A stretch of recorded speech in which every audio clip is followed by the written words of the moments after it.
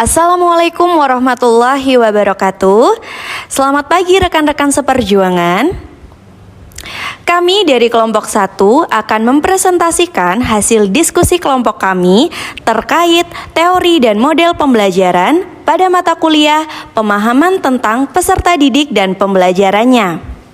Sebelum kami mempresentasikan hasil diskusi kelompok kami, maka izinkan kami memperkenalkan anggota kelompok kami. Perkenalkan, nama saya Amalia Salsabila. Saya Amartia Wahyuning Tias. Saya Ana Triana Larasati. Saya Erik Setia. Perkenalkan, saya Retno Waraswulan. Saya Rizky Ardiansyah. Baik, di kesempatan ini kita akan belajar terkait 3 teori. Yang pertama teori behavioristik, yang kedua sosial kognitif, dan teori konstruktivisme. Untuk teori behavioristik sendiri merupakan teori yang berasal dari pendekatan dari respons stimulus, sedangkan untuk teori kognitif yaitu dari perilaku-perilaku sosial, dan teori konstruktivisme merupakan teori yang berasal dari bagaimana cara peserta didik untuk mengembangkan pemahaman sendiri. Sedangkan untuk teori behavioristik itu contohnya seperti memberikan reward kepada siswa. Untuk teori sosial kognitif contohnya merupakan siswa bereksplorasi dan merefleksi diri. Sedangkan untuk teori konstruktivisme siswa dapat membangun pemahamannya sendiri. Selanjutnya, model-model pembelajaran yang terbentuk berdasarkan prinsip konstruktivisme. Yang pertama, model jigsaw, metode atau strategi pembelajaran kooperatif yang memungkinkan siswa untuk belajar berkelompok dengan masing-masing siswa bertanggung jawab pada satu topik atau bahasan yang kemudian dikolaborasikan dengan anggota kelompok lain sehingga membentuk pengetahuan yang utuh. Yang kedua, model inquiry, memahami konsep, arti, dan hubungan melalui proses intuitif untuk akhirnya sampai pada suatu kesimpulan. Discovery terjadi apabila individu terlihat terutama dalam penggunaan proses mentalnya untuk menemukan beberapa prinsip dan proses. Yang ketiga, model kooperatif script. Masalah yang dipecahkan bersama akan disimpulkan bersama. Peran guru hanya sebagai fasilitator yang mengarahkan siswa untuk mencapai tujuan belajar. Yang keempat, model investigasi kelompok, menuntut siswa untuk belajar dalam kelompok dan mampu berkoordinasi dengan anggota kelompok lainnya dalam pemecahan masalah. Ada sebuah kasus seorang anak bernama Tania. Dia berumur 7 tahun dan memiliki kemampuan yang rendah serta keinginan yang rendah untuk sukses. Nah, sebagai seorang guru, rencana kami untuk meningkatkan motivasi siswa tersebut yaitu dengan pemberian reward. Pemberian reward bisa secara verbal maupun non-verbal.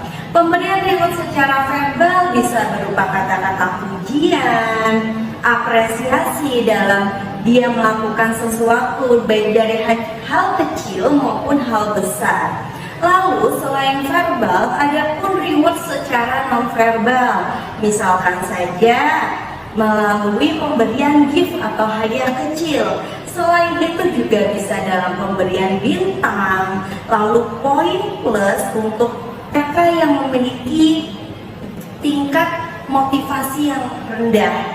Lalu guru juga harus menentukan strategi dan metode pembelajaran yang tepat sesuai dengan karakter yang dimiliki oleh seorang siswa. Misalkan saja mengembangkan agar siswa itu dapat berperan aktif di dalam kelas. Misalkan memberikan kesempatan mereka untuk menjadi ketua kelompok, menjadi ketua kelas, atau memimpin sebuah aktivitas di dalam kelas, lalu menciptakan pembelajaran yang menyenangkan melalui bermain sambil belajar, lalu menyelingi pembelajaran dengan bermain games, dan banyak aktivitas menyenangkan yang lainnya.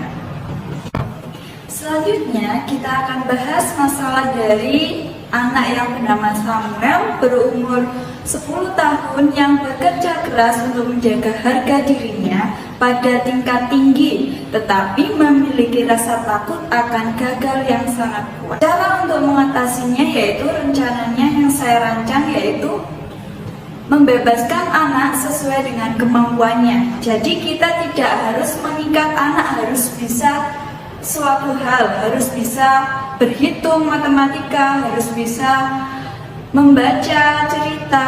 Nah, kita bebaskan anaknya sesuai dengan kemampuannya. Kemudian yang kedua, memberikan motivasi bahwa kegagalan itu bukan merupakan suatu hal yang negatif.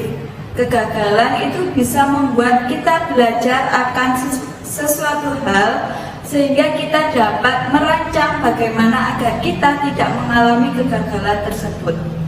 Yang ketiga yaitu membantu siswa untuk mengevaluasi dirinya.